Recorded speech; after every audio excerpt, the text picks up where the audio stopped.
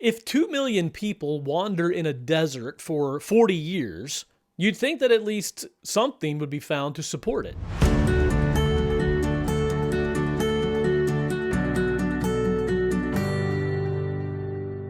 That sentiment that I read recently is one that many have shared for quite a few years now.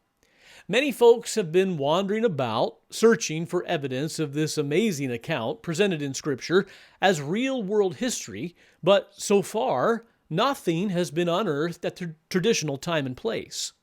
As one Egyptologist stated, "We can find it in the holy books, but we cannot find it in the ground." And this really is a problem for the historicity of Old Testament accounts. True stories are found in real-world history. In this instance, there ought to be no reason why archaeologists cannot find some evidence of millions of people wandering about that particular wilderness region. But the good news is that we actually can find this evidence in the ground when we get these events placed at the correct date on the timeline. We know where these events took place, but we've been very far away from when they took place. This is the third installment in a series presenting the argument that we have been off on the chronology of the early Old Testament events by an entire millennium, due to a very early copy error of a single digit in 1 Kings 6:1. Now, this is an extraordinary claim that at first seems completely unthinkable. However, as we have argued, the easy way to test this hypothesis is to see if adding an entire millennium into the account adds confusion to confusion, which it certainly should if this hypothesis is mistaken, or if it instead brings clarity out of confusion. This article again demonstrates that this chronological adjustment results in a continued harmony between biblical events and secular history and archaeology. In a previous article, we saw that following the insertion of 1,000 years into biblical chronology before the time of Samuel, we come across 3, against all odds, synchronisms lining up the Exodus account with ancient Egyptian history. At just the time when we would expect it, with our adjusted chronology, the middle of the 3rd millennium BC, and at just the place that we would expect it, Egypt, we suddenly find an extremely long reigning pharaoh, who reigned along the lines of 94 years, immediately followed by an extremely short reigning pharaoh, around 1 year, immediately followed by the nation of Egypt falling into utter chaos, the collapse of the old kingdom. All of this meeting the requirements of the biblical account, and nowhere in all of history do we ever again have such a lineup. Now, the Bible tells us that over 600,000 men, not counting women and children, came out of Egypt in a mass exodus under the leadership of Moses. Following the events of the 10 plagues brought by God upon Pharaoh and the Egyptians, the children of Israel are finally given permission to leave, and a mixed multitude of millions of people begin their journey into the wilderness, setting out toward the Promised Land. It would be utterly impossible for this many people to cross the desert between Egypt and Canaan and leave no material evidence of their presence. If a similar-sized group of modern families were led on an expedition from Egypt to Israel today, the trail of discarded beverage cans and bottles alone would be sufficient to know of their existence and to discern the trail even thousands of years into the future. Now, the Israelites did not have soda cans and water bottles, but they did have something even better to leave a trail: vessels made of pottery. So the people took their dough before it was leavened, having their kneading bowls bound up in their clothes on their shoulders. Exodus 12:34. Fragments of broken pottery, or shards, would have been often discarded along the way, leaving an extremely durable and distinct record of the Israelites' presence. Fired pottery shards are one of the most useful finds in archaeology. They're essentially indestructible when left to the elements. They do not rust or decay, and having no value or worth, they're likely to be left lying where they were initially tossed aside. They also give a distinguishable record of a group of people. Archaeology has shown that the composition, design, and the decoration of pottery vessels change from one culture to another and from one time period to another. So pottery shards can be used with a very high degree of precision to identify when and by whom the pottery vessels were originally made. Attempts have been made to locate Exodus pottery within the Sinai Peninsula, the area of the wilderness wanderings. And it has been impossible to find any shards due to the Israelites dating to the second millennium BC. However, and as is becoming a pattern now, if we look in the middle of the third millennium BC, at the very time we would expect to find it with our adjusted chronology, the case is very much different.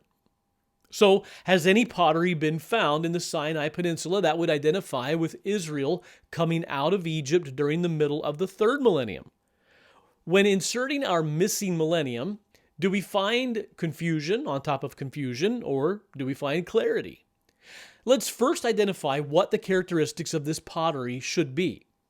In the book, The Exodus Happened 2450 BC, Dr. Gerald Aardsma explains 4 identifying characteristics, 4 signatures, which must be satisfied by pottery shards if they were used by the Israelites at the time of the Exodus. We want to be able to unambiguously identify pottery vessels actually used by the Israelites at the time of the Exodus. I'll be using a good deal from Dr. Aardsma's book in the rest of this video. We are looking for pottery that should be found in ancient campsites in the Sinai Desert.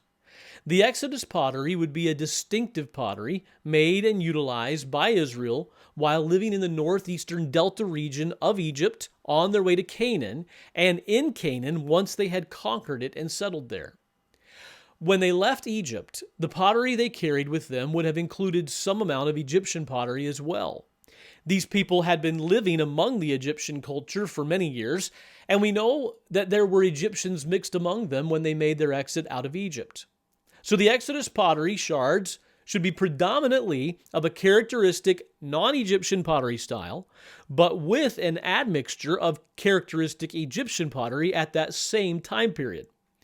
The Egyptian shards must be of a style which was in use in Egypt at the time of the Exodus, the end of the Old Kingdom, and beginning of the first intermediate period. And finally, the non-Egyptian shards, or Israelite shards, must be of a style which afterwards came to be dominant in Canaan due to the Israelites' eventual conquest and occupation of Canaan. This period is labeled a number of different ways by archaeologists, including Middle Bronze Age 1, Intermediate Bronze Age, or Early Bronze Age 4, depending on the preference of the archaeologist. According to archaeologist Rudolf Cohen, the variety of names given to this period demonstrate the disagreement among scholars as to whom the people of this time actually were. Anyhow, the non-Egyptian shards must date to this period in Palestine. So to recap, we are looking for 4 signatures of Exodus pottery. The first is where Exodus pottery will be found, in the Sinai Desert between Egypt and modern Israel. The second specifies what Exodus pottery will be like, predominantly non-Egyptian, Israelite, with a mixture of Egyptian shards. The third and fourth specify when the Exodus pottery will date to, the end of the Old Kingdom and beginning of the first intermediate period for the Egyptian shards, and the Middle Bronze Age 1 or Intermediate Bronze Age or Early Bronze Age 4 for the non-Egyptian Israelite shards. So significant surveys of the Sinai Peninsula were conducted in the 1960s and 1970s. The most important survey for our present discussion was conducted by Eliezer Oren from 1972 to 1982 on behalf of the Ben Gurion University. Oren's research resulted in the following discovery. Egyptian pottery has been identified among the finds of the North Sinai survey conducted by the Ben Gurion University in the 70s. The Egyptian shards were found together with pottery typical of the Intermediate Bronze Age in Israel at 45 campsites of the period discovered during the survey. This quote shows 3 out of the 4 signatures we are looking for with our Exodus pottery. The remaining signature regards the time period for the Egyptian pottery. Concerning these Egyptian shards, Oren recorded that they were quote, typical of Upper and Middle Egypt sites of the 4th and 6th dynasties and of the beginning of the first intermediate period. They went on narrowing down the dates of the campsites they had discovered, quote, to the beginning of the Middle Bronze I period, that is, to the period of time that in Egypt coincides with the end of the 6th dynasty and the beginning of the first intermediate period. This is exactly what we are looking for to meet the requirements for the 4th signature of Exodus pottery. The shards discovered bear witness to the passage of the Israelites from Egypt to Canaan in 2450 BC. Now let's not miss what these archaeologists are saying. First, the survey was conducted in the Sinai Peninsula. Israelite pottery has been found. This pottery is mixed with Egyptian pottery. The Israelite pottery dates to Middle Bronze Age I. The Egyptian pottery dates to the end of the Old Kingdom and the beginning of the first intermediate period. All of this is in line with our adjusted chronology.